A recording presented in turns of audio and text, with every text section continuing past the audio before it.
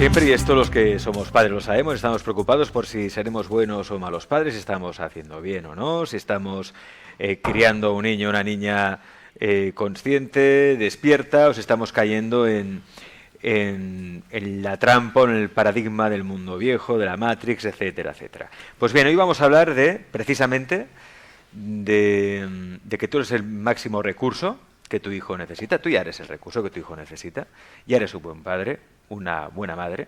Ahora se trata simplemente que lo desarrolles y lo saques todo.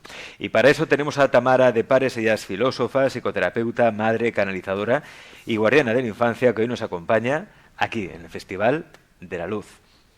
Tamara, bienvenida. Hola, Alex. ¿Cómo estás? Muy bien, muy contenta de estar aquí, la verdad. Y yo también, la verdad, porque hay algo que es básico, y es que si queremos un mundo mejor, tenemos que pues educar o criar mejor a nuestros hijos, ¿no? Bueno, mejor o peor no lo sé, pero de una manera más consciente sí. ¿Qué es la crianza consciente? Para que no lo sepa. Bueno, una forma de resumirlo mucho, es como algo así como una danza. Es una danza entre lo que me pasa a mí como adulta o lo que le pasó a mi niña, porque a veces nos colocamos desde ahí también, ¿no?, en la adultez, y lo que le pasa a mi hijo. Y la crianza consciente para mí es justo ese equilibrio, ¿no?, de que no solo todo gire en torno del niño o la niña, o que no todo solo gire en torno mío, ¿no?, y cómo danzar las necesidades de ambas personas, ¿no?, de ambas fases evolutivas. Pero finalmente es una mirada también, es una actitud. No hay fórmula, no hay libros, no hay escuelas. ¿No hay un manual para esto? No hay un manual. No.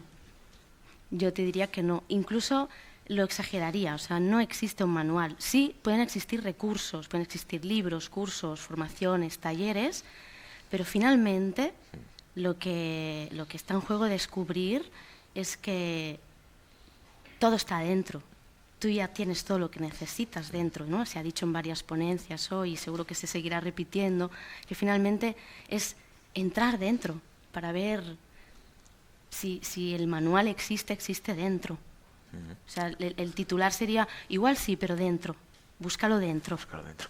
Por eso, y de ahí conocemos a Tamara precisamente, ella no organiza talleres ni cursos, organiza encuentros. De hecho, vas a hacer el 14 de octubre, leo aquí, 12 encuentros de crianza consciente y de espiritualidad libre, laica y salvaje. A ver, ¿esto de salvaje? Sí. Salvaje para mí es un adjetivo clave ahora y en lo que viene, ¿no?, que se va anunciando también aquí, ¿no?, en esa nueva humanidad, en ese nuevo paradigma, en ese nuevo mundo, en ese 2023 tan brutal. El salvaje para mí es fundamental rescatarlo. ¿Qué va a pasar en 2023? Vamos, Anaís ya ha avanzado algo. Bueno, yo puedo hablar de lo que yo siento, de lo que yo llego a canalizar, de las charlas que tengo también a veces con Robert Martínez, que sé que va a venir hoy, es el quien me empujó también, ¿no?, a llegar aquí. Astrológicamente no lo sé porque no es el paradigma que yo conozco, sí que pues me nutro mucho de él, pero no lo conozco, pero desde el recorrido profesional y personal que yo tengo a día de hoy, me consta que el 2023 es el año en el que hay un punto de inflexión visible. O sea, ahora se ha derrumbado todo, ahora mucha gente está despertando o ha despertado, los que ya intentábamos estarlo estamos más, los que estaban mucho más ya están liderando, ¿no? Es como, hay un movimiento de mucha luz. Yo cuando supe, hace muy poco, por cierto, que el contexto de este encuentro era en el Festival de la Luz, me emocioné, porque pensé, sí, es que se derrumbó todo, apareció la oscuridad y vamos hacia la luz. Y aquí estamos, ¿no? Y el 2023 yo creo que, bueno, va a ser un año muy significativo de ese antes y después, que igual, por supuesto, habrá que seguir construyendo y ahí ya enlazo, ¿no? Y construyendo implica tener muy en cuenta la infancia, muy en cuenta a los niños y a las niñas. Porque yo no usaría esta palabra, no usaría educación, pero también incluso lo reflexiono en el sentido de, seguramente, no sé, yo me encuentro cada día, yo acompaño infancia, acompaño a mi hija que tiene 10 años, acompaño familias, o sea, muchos años que estoy en contacto con la infancia desde miradas muy alternativas, muy holísticas, muy fuera del sistema, ¿no? Y y me encuentro cada vez más y más, que ya no se dejan domesticar nuestros hijos. Los niños están en un estado salvaje, en el sentido amplio y mágico de la palabra. Cada vez tengo más amigos con hijos que son muy salvajes, en el sentido de que ya no aceptan la autoridad, o de manera tan fácil, no es pues decir, estate aquí o vente para allá, no, es decir, se lo tienes que explicar todo mucho. Sí, vienen con mucha luz. Y por sí, eso... pero eso es un incordio también, según sí, se mira. Claro. Es mucha luz, pero... pues es un incordio, pero no me hace ni caso. Pero justamente es, sí. es el incordio más fácil de jugar si te abres. Vale. Sí, eso es un incordio porque esa luz se refleja en tu oscuridad. Entonces, ¿qué haces con todo eso? Pero hay quien dice, ¿quién critica esto? Porque estamos creando niños consentidos. Ya, yo no soy de esas, pero también estoy muy alerta y cuando acompaño familias y grupos, incluso a los propios niños y niñas, estoy como muy atenta ahí, porque es verdad que, ¿qué pasa? Que como en la mayoría de sistemas, ¿no? Pero en el sistema de la familia, la crianza, la escuela incluso, o sea, ya asumimos que hay una crisis del modelo. Hay una crisis brutal y que ahora se hace muy visible y desde hace 2 años mucho más, ¿no? De repente teníamos las escuelas en casa, las escuelas cerradas y eso resignificó también seguramente la necesidad de revisar mucho el modelo. Y yo creo que hablábamos de crisis política, de crisis económica y era como sí, pero crisis en el paradigma educativo ha costado mucho ponerlo encima de la mesa como la gran verdad también que nos acontece como humanidad. O sea, el paradigma educativo está totalmente en crisis, con lo cual es también revisable, ¿no? Y es imprescindible que lo hagamos entre todos y todas. Y ahí están, en ese estado de salvajismo, incordiando mucho para que nos pongamos las pilas. Entonces yo lo digo así siempre. Sí, molesta mucho, pero... pero entonces, ¿cómo lo hago? Entonces, agárralo. Tengo un hijo que es díscolo ahí, rebelde, que le digo las cosas 1000 veces. Oye, tienes que hacer esto, tienes que hacer esto. Mira, yo tengo eso de que el mío, la verdad, es que es bastante... bueno, no es rebelde, pero bueno, se deja llevar bastante bien. Pero tengo hijos de amigos que son auténticos... Hostia, no, es que tampoco quiero decir la palabra... Dila. ¡Demonios! Ya. Salvajes. Salvajes, muy salvajes. ¿Qué hacer ahí, no? Porque tampoco no puedes ir con la autoridad o pegar 4 gritos o no sé, porque es peor aún, o no lo sé. Bueno, ahí es donde se activa, sí. para mí, ¿no? La necesidad de revisar. O sea, igual hay mucho también ¿qué le pasa al niño? ¿Por qué hace esto el niño? Claro, ¿qué le pasa al niño? Míralo. Entonces es como, bueno, mira al niño, pero mírate tú. ¿Qué te pasa a ti con lo que hace el niño? O sea, ¿el niño resuena porque tú no estás bien? Es decir, ¿comportamiento del niño es porque tú no estás bien del todo? ¿O? Puede ser, pero hay muchos más matices. Yo soy muy fan de los matices. Sí, te diría sí, pero lo matizaría, porque a veces está claro, bueno, menos desde la mirada con la que yo trabajo y he cultivado y sigo ahí, ¿no? Cada día nutriendo. El niño resuena, claro que resuena. Y a veces incluso hace sintomatología en esa resonancia. Porque a mí me gusta decir que hay gente que me dice, tía, paténtalo, que esto no está en ningún lado. Pero bueno, en mi carta astral no sé si se ve o no se ve, ¿no? Esa acción. Pero a mí me gusta hablar porque a mí me ayudó a entenderlo y cada vez que puedo lo comparto. Me gusta decir que el niño, la niña, los niños, la infancia, incluso las adulteces también, pero bueno, en la niñez se ve mucho más. Hay un wifi emocional. ¿Un wifi emocional? Sí. A mí me gusta explicar que el niño tiene un wifi emocional y que entonces, claro que va a resonar con tu campo. A lo mejor no sabe qué te pasa, ni sabe poner palabras a eso que te pasa, ni tiene muy claro que realmente está pasando algo, pero en esa resonancia se le activa lo suyo y a lo mejor lo tuyo. Entonces, la crianza consciente en esa danza que nombraba requiere mucho de estar atento ahí. ¿Qué es mío y qué es suyo? En todas las relaciones, pero estamos ahora hablando en la relación con los hijos, que antes escuchaba a Chanos y pensaba, wow, claro, la pareja es un territorio muy potente, pero finalmente la eliges, y ahí está el pacto, y ahí está la lealtad, y ahí incluso está, si quieres, la firma y el papel. Pero los hijos te eligen a ti, y eso no se acaba nunca. ¿Sí? Entonces, los claro, hijos te eligen los antes hijos de nacer. te eligen. Sí, también. Sí, no quiero entrar mucho ahí, pero sí, podríamos decirlo así, antes de nacer y en todo caso cuando ya han decidido estar en su encarnación, sí. Entonces, para ser un buen padre o una buena madre, primero tiene que trabajarse uno mismo, por lo que veo, ¿no? Es decir, Sí. conectar con su esencia Sí. y desde ahí poder criar, educar a su hijo. Sí, sí, lo que pasa que esto ahí es donde Es que esto nos es muy arrugamos, abstracto, ¿no? es muy Claro, abstracto además, ¿no? claro. Yo no diría que es lo primero, diría que una vez estás ya en ese, sobre todo, ¿no? Si en algún momento o en algunas situaciones, por acumulación, siempre es por acumulación, hay algo en ti que no te hace estar en paz y que no te hace estar segura o seguro de ti, empieza a revisarte, porque los hijos nos hacen este gran regalo también, son un espejo inmenso y fantástico de lo que todavía no has resuelto en ti.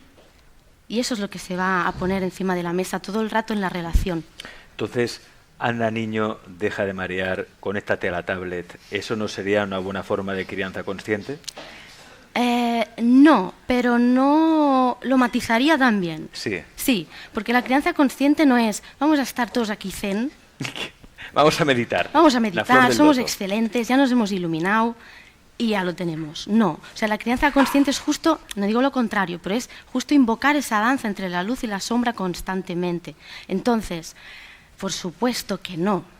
Pantallas no, evasión no, sacarme el niño de encima no, o sea, sí que lo puntualizaría, pero añadiría, si hay conciencia en ese gesto, a lo mejor sí, porque a lo mejor estoy a 40 de fiebre y hoy no puedo cuidar de ti, pues cariño, toma la pantalla.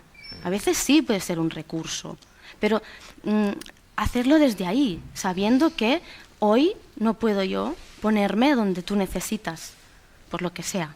Y ahí es donde podemos revisar cuánta disponibilidad tengo para ti.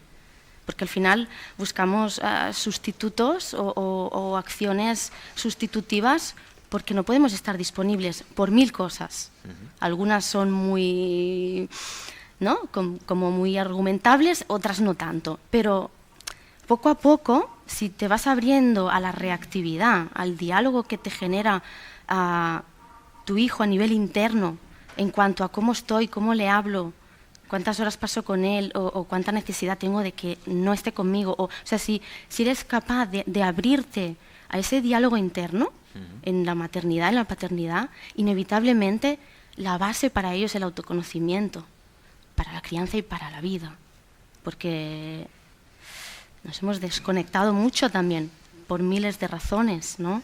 Ya incluso desde el nacimiento hay una herida de separación brutal también, en la que paso de estar en el útero, que casi es como un chill out, si todo va bien, paso a estar notando la gravedad. Eso genera ya un impacto y unas memorias y unas historias a mil dimensiones que nos condicionan también.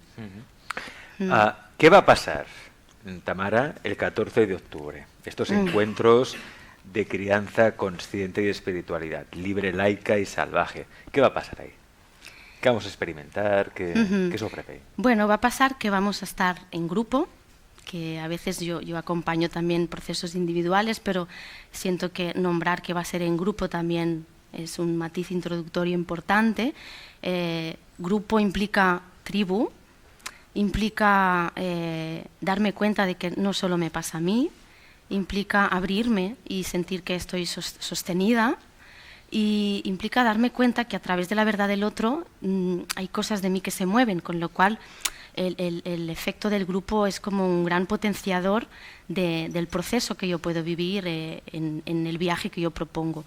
El 14 de octubre inicia un viaje de autoexploración, de autorrevisión, en el que a través de 12 encuentros que combinan el presencial y el online, vamos a revisar qué te interfiere en la crianza, qué te interfiere en la relación con tus hijos, para que finalmente puedas reconvertir todo eso que cuesta tanto, todo eso que duele tanto, en recurso. ¿Sí? Entonces es como una propuesta que se estructura un poco como en 4 capítulos que van englobados dentro del proyecto que acompaña estos encuentros, que se llama Nuna, Bueno, Nuna es una palabra que me vino canalizada en su momento, no me alargaré ahí, pero significa alma, yo no lo sabía, significa alma, y Nuna me dio las pistas de estas 4 fases que siento importante que cualquier persona, pero en el contexto de la crianza también, cualquier papá, cualquier mamá pueda experimentar y sobre todo revisar. ¿No? Es una propuesta que es muy profunda porque lo que permite es hacer un viaje hacia adentro, desde el nacimiento, o sea, Nuna da las claves, ¿no? La N de nacimiento, revisar todo lo que pasa ahí. La U de unión, revisar qué pasa cuando yo me individualizo, cómo me recoloco con el sistema familiar, cómo digo gracias y sigo con lo mío, cómo me abro a cuestionar las creencias sociales y familiares. La otra N, el tercer capítulo, digamos, es como de numiniosidad, es una palabra que, bueno, yo la descubrí hace muchos años y me gusta mucho y quiero compartirla y quiero que se sepa, ¿no? Un poquito porque yo creo que en la numiniosidad está el antídoto. La numiniosidad es una experiencia, es un estado en el que podemos reencontrarnos con el ser esencial, porque, bueno, numiniosidad viene de numen, que en latín significa poder o potencia divina, en su fórmula más primaria viene de nuo, que es evoca ese gesto nuo, evoca ese gesto de agachar la cabeza en un acto de consentimiento y asumir la inmensidad que hay encima de mí, ¿no? Entonces la numiniosidad siento que también para la crianza consciente es el antídoto, porque cuando yo puedo diluir el ego y puedo, desde esa base de autoconocimiento, haber revisado cómo ha sido mi gestación, cómo ha sido mi parto, cómo ha sido mi infancia, cómo es la relación con mi papá y con mi mamá, cómo está mi niño, puedo valorar mucho más la infancia. ¿Sí? Entonces eso nos lleva al último capítulo, a la A de Nuna, que es el amor, no el amor del Disney o el amor de color rosa, sino el amor que dice sí a mí y sí a la vida, con todo lo que esto conlleva, ¿no? Y ahí ya se inicia la danza de luz y sombra. Veo que entre las disciplinas, ¿no?, que se enseñan estos días en encuentros de crianza consciente hay filosofía, psicoterapia humanista, la terapia psicocorporal de Reich, las constelaciones familiares, muy importante. Yo creo que ahora mismo las constelaciones familiares son de las terapias más potentes que hay, por la solución de problemas que heredamos del linaje, ¿no?, de nuestro árbol genealógico, en muy poco tiempo, además. Yo lo he comprobado por mí mismo. Siempre que le recomiendo a alguien hacer constelaciones familiares, es que es un antes y un después. O sea que me encanta que incorporéis esta técnica en estos encuentros. El chamanismo, la canalización, como enseñas a canalizar también, pero a canalizar ¿qué? Mensajes de...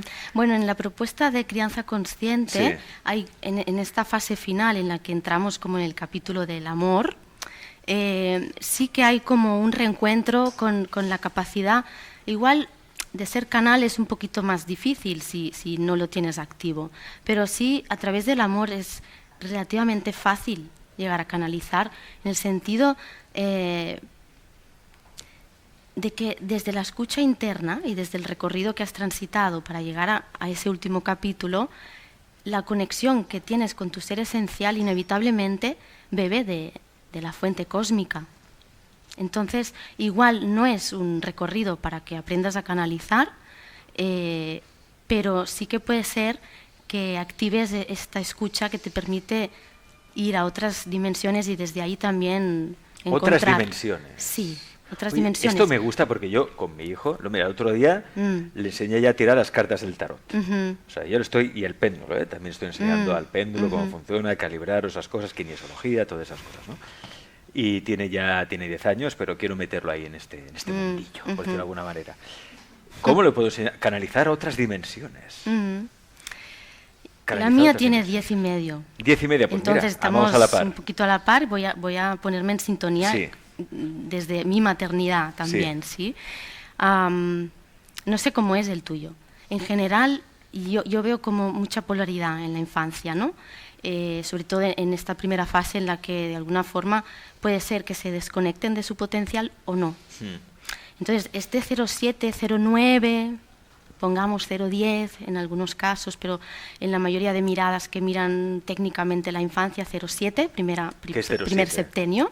Bueno, los primeros 7 años de vida. Sí, primera fase evolutiva contempla los primeros 7 años. Sí, la formación de la personalidad, ¿no? Como se suele decir, según la psicología evolutiva. Sí, correcto. Puede ser que el niño se desconecte o no de su esencia, de su potencial. Desconectarse. Cuando se cierran los canales, ¿no? Sí. Normalmente por el peso del adulto. Se ven amigos invisibles, que dices, que veo un amigo invisible. No, si ven a un amigo invisible, vamos bien. Vamos bien, claro. Sí. El tema es que el adulto dice, ¿pero dónde está? ¿Pero qué dices? ¿Pero para allá? Bueno, ya está bien. O, ay, ¿qué le pasa a mi hijo? Voy a ir al psicólogo porque ve a un amigo invisible. Que ya sea que se lo está inventando o no, seguramente es un recurso para él, para entrar en esas otras dimensiones, que al final, yo tampoco voy a ponerme muy mística ahora aquí, porque no quiero y tampoco es mi misión esta, ¿no? Pero el niño está en muchas dimensiones porque está en otra realidad. Nosotros estamos ya en ese peso de la responsabilidad, de las facturas, de la que no se cremen las croquetas. La 3D, decir, la 3D. Claro, la 3D, total. La tiranía de la 3D. Total. Entonces, yo encuentro que también ahí el adulto, el papá, la mamá o el adulto de referencia o el contexto de la adultez puede interferir o no en esa magia de que el niño siga conectado a otras dimensiones, porque lo veo mucho también, ¿no?, en los acompañamientos más en procesos individuales, que hay un exceso de literalidad en los niños. O sea, como parece que lo entienden todo, abusamos del recurso verbal. Y los niños hablan mucho y muy bien, algunos, la mayoría, y tienen como un relato verbal súper potente que casi parecen adultos, según cómo, ¿no? Que dices, hostia, si lo ha explicado mejor que yo. ¿O cómo puede ser? Pero si está hablando de lo que yo quería hablar y no sabía encontrar la palabra. No, o sea, vienen con una... Sí. Yo a mi hijo le pido consejo muchas veces. Ya. Está bien jugar a eso. Y ahí está la danza, ¿no? También, o sea, podemos ser iguales. Puede ser yo ese niño. Pero lo que no está bien es invertirlo. O sea, no está bien, no sé si es una frase como muy adecuada en un festival de la luz, pero a veces sí, ¿no? No está bien, porque no nos va bien, porque apaga la luz. Sí. Que yo te diga, te doy un consejo desde el juego porque a ver qué me cuentas, vale, pero que yo de alguna forma en mi mensaje te estoy transmitiendo, no sé cuidarme, no sé sostenerme, no soy un adulto, al niño no le va bien. No le va bien. Para nada, porque, bueno, lo mires por donde lo mires, le usurpas su ser salvaje, su ser potencial, su ser pequeño. Porque, yendo a la potencia verbal que tienen, ¿no? Es como hay tanto abuso de literalidad que les usurpamos la capacidad de estar en un mundo mágico. No, esto es así. No hay que darles tanta dosis de realidad, por decirlo de alguna manera. Hay que danzarlo. Que se mantengan... Hay que danzarlo, porque también al adulto le da mucho miedo ya, pero es que si luego se queda pensando que hay unicornios, y si las hadas siguen existiendo cuando tienes más de... Y si, se confunde... O sea, es verdad que... Perdone, Alex, es que necesito matizarlo. Es verdad que hay que danzarlo. O sea, hay que devolverlos a la realidad que el sistema espera de ellos, porque está construida esta realidad. Y también hay que potenciar esa magia. Y también ellos van jugando a salir de esa magia, ¿no? Caen los primeros dientes, me entero de que los Reyes Magos no existen, el ratoncito tampoco, y ellos van llegando a ese mundo adulto. Pero hay que cuidar mucho la transición, porque nos los cargamos. Sí. Y entonces se desconectan y no canalizan. Y el mundo de la magia es, sí, hombre, demuéstramelo. Y desconectan de su intuición también, ¿no? De la intuición, que es tan importante. De la intuición y del estado de juego. El estado de juego lo perdemos. Ahora estamos jugando. Yo siento que estoy jugando contigo. ¿Y yo? En el sentido de me entusiasma estar aquí, me entusiasma compartir lo que ahora sé, lo que ahora soy. La palabra entusiasmo también tiene su significado, estar poseídos por la... Entusiasmo creo que significa estar con Dios, ¿no? Realmente, sí, estar poseído por los dioses, ¿no? Sí. Entonces, sin irnos tan arriba, pero el estado de juego no es, o sea, jugar no es una acción, es un estado. Y a mí me gusta mucho matizarlo ahí también, ¿no? El niño cuando está jugando no está haciendo una acción, es a través de una acción a lo mejor a veces, pero no siempre. Y jugar a imaginar otros mundos posibles, te los creas o no te los creas. Y ahí ya viene también, bueno, pues la fe, el tipo de relato que haya en casa, el cómo el niño necesita de esa magia para sostener ese mundo que empieza a apretar, de ahora no llores, ahora no grites, ahora pórtate bien, ahora siéntate, ahora no toques. O sea, pasan de, ay, qué mono, qué cookie, ¿no? Que les damos el chupa chup todo el rato y los toca todo el mundo, a no llores que estás feo, o no grites que molestas, ¿no? Es como, de repente el mundo empieza a aplastar mucho. Y para mí cuidar de que puedan estar en esa intuición, en esa capacidad de canalizar, en el sentido de poderse mover en dimensiones que no son puramente visibles, tiene mucho que ver en cuidar ese aspecto sagrado de la infancia. De que es que si no hubieran niños y niñas, en el planeta no nos transformaríamos. Son una bendición, porque nos permiten revisarnos constantemente y nos permiten reconectarnos con esa divinidad. Pues fíjate que ahora viene una crisis de natalidad mundial, ¿eh? Claro. Se vio el otro día en Japón, leí una estadística, el 70% de los jóvenes no quieren tener hijos. No quieren tener hijos. Por X motivos, pero no quieren tener hijos. Y esto está pasando en Japón y va a pasar también en otros países, ¿no? Se viene una crisis de natalidad. Sí, por eso, más que nunca. O sea, lo mires por donde lo mires. Claro, es que uno dice, yo más voy que nunca a tener hay que, un hijo a este mundo. Te voy a tener un hijo a este mundo. Pues yo diría sí, por favor. O sea, y aquí hay que matizar. O sea, más valen niños que vienen al mundo en un acto de conciencia y de amor que los que vienen por otros caminos, todos válidos, ¿eh? No digo que uno sea mejor que otro. Pero igual hay que jugar a no creerse tanto que el mundo está tan mal, porque nos han metido ahí también. Y a los niños les metemos ahí también, sin darnos cuenta. A veces es sin darnos cuenta porque ya sea por ese exceso de literalidad, ¿no? De es que, cariño, la vida es muy dura. O por lo contrario, no pasa nada, todo bien, fantástico, ¿no? O sea, hay como mucha polaridad también en la mirada hacia el niño. O le metemos ahí la vida es muy dura, o les ponemos en unos mundos que es como, vale, bien, pero también estamos aquí, ¿no? Tiene que haber un poco aquí. de todo, un poco de todo, sí, ¿no? un poco de todo. Sí. Y ahora me venía como, ¿no? Cuando exaltabas la virtud de la técnica de las constelaciones familiares, yo la trabajo desde hace muchos años y yo siento que es muy potente, pero que finalmente llegas hasta la quinta dimensión, pero hay más. O sea, la sistémica te reconcilia y te abre las puertas al amor. Pero ahí vienen más cosas. Y yo creo que los niños muchas veces están ahí. Están en un estado de amor si todo es un poquito armónico. Pasa que, bueno, los vamos amputando, los vamos redirigiendo, los vamos despertando a horas introspectivas, el sistema aprieta si nos lo creemos y llega un momento que el niño solo es, ¿no?, un agente pasivo de su vida. Pero tampoco los podemos educar al margen del sistema. No, al margen del sistema no, pero a danzar con el sistema sí. A danzar con el sistema. Sí. A jugar con el sistema. A jugar con el sistema. Lo que sí, lo que no, no. Y ahí es donde también ya volvemos a esa espiral de entrar dentro, ¿no? ¿Qué capacidad tienes para discernir? ¿Qué capacidad tienes para seguir curioso? ¿Qué capacidad tienes para cuestionar todo? Todo. ¿Y qué capacidad tienes para darte cuenta de que el otro está en un mundo y tú estás en el tuyo? ¿Y cómo nos cuidamos desde ahí? ¿No? Se ha ido diciendo en los ratitos que he ido escuchando, todo nos lleva ahí también. Todo está dentro y el niño también lo tiene todo dentro.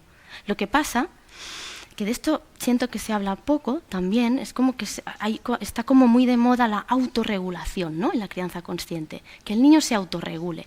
Y se habla muy poco de que, bueno, sí, el niño se puede autorregular, pero si no hay corregulación, no se puede autorregular el niño. El niño necesita del adulto, necesita del límite, necesita de la mirada. y necesita, si nos ponemos más técnicos, ¿no? No quiero entrar mucho porque no me apetece, pero si nos vamos más a la neurobiología de la conexión, necesita sentir la seguridad. No que le digas, no, es que esto no es seguro para ti. Sentir la seguridad implica que tú estés ahí, cuidando, mirando, sosteniendo, incluso lo invisible. Lo invisible. Sí. Lo visible es muy fácil. Lo invisible son emociones y otras cosas. Y otras cosas. Emociones, energía. Por lo tanto, a veces prohibir es bueno, también por el placer de la transgresión. Es que si no hay ningún tema que sea tabú, ¿dónde está el placer de transgredir el tabú? Que es lo que hace que muchos nos descubramos también, ¿no? Porque uno se conforma como persona cuando se separa de los padres por rebeldía. Es decir, que es bueno también prohibir cosas a los niños para que ellos mismos intenten transgredir, o que haya ahí como un juego. Tú dices que es un juego, pero es una manera de que él se vaya separando también de los padres, ¿no? Sí, sí, por supuesto. Pero ahí entramos otra vez a ser los protagonistas más o menos directamente, los papás y las mamás. Porque en función de cuánto yo sepa limitarte, el límite es sagrado. Prohibir incluso a veces es necesario también. Pasa que a mí la palabra prohibición me suena... Poner límite. Vieja ya, ¿no? Es como... Dile pon límite. Hay un exceso de autoritarismo en la prohibición. Una cosa es la autoridad, la otra cosa es el autoritarismo. Entonces, autoridad, sí, por supuesto, y sobre todo, y ahí es donde al final... Yo invito siempre a los adultos, por eso hago encuentros para adultos finalmente, porque puedes trabajar directamente con el niño, sí, pero si no trabajas con papá y mamá, avanzas poco, porque si yo no asumo que soy el adulto de esta danza, es un desastre, es un desastre total. Y muchas veces... en la mayoría de situaciones, si no haces un proceso de autoconocimiento, de autorrevisión, de revisarte mucho, es casi inevitable estar en la reactividad del niño que tú fuiste. Entonces puede ser que el niño tenía muchos recursos y si eso se convierte en ti también en fortalezas, pero puede ser que al niño le pasaran muchas cosas y si no están resueltas, se reflejan en la mayoría de relaciones, pero en la crianza... Así, a cada segundo. Fíjate lo que dice Anabel en el chat. Dice, mi hija también tiene 10 años, no sé cómo, pero siempre o casi siempre se sale con la suya. Siempre se sale con la suya. Tiene que ir a uno de estos encuentros.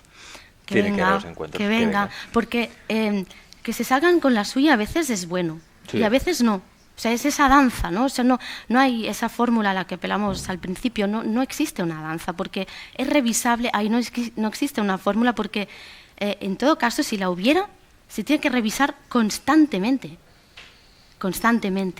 porque además, que es algo que creo que quería nombrar a santo de algo, pero se me escapó y ahora me viene, el modelo de crianza está en revisión, está en crisis, el modelo educativo también, pero no hay modelo a seguir, con lo cual tú eres el propio modelo. Si tú no te has mirado, no te conoces, no te cuidas, no te sabes resituar, no sabes asumir que tú también estás aprendiendo, y crees que ya lo sabes todo por el hecho de ser el papà o ser la mamá, pues también ya l'hem cagat. ¿No? Ya l'hem cagat. Entonces es como humildad también, ¿no? Y autoridad, en el sentido de yo estoy aprendiendo como tú, pero llevo muchos más años en el planeta que tú, con lo cual se espera de mí que yo sea la adulta en esta relación. 14 de octubre, encuentros de crianza consciente y de espiritualidad libre, laica, salvaje con Tamara de Pares, que será online y presencial. Si queréis más información, como pone ahí en esa franja roja, podéis escribir a info@nunaterapiaancestral.com, info@nunaterapiaancestral.com. Tamara, gracias por aportarnos tu luz en el festival. Gracias, Alex. Gracias. Un aplauso, claro que sí. Gracias.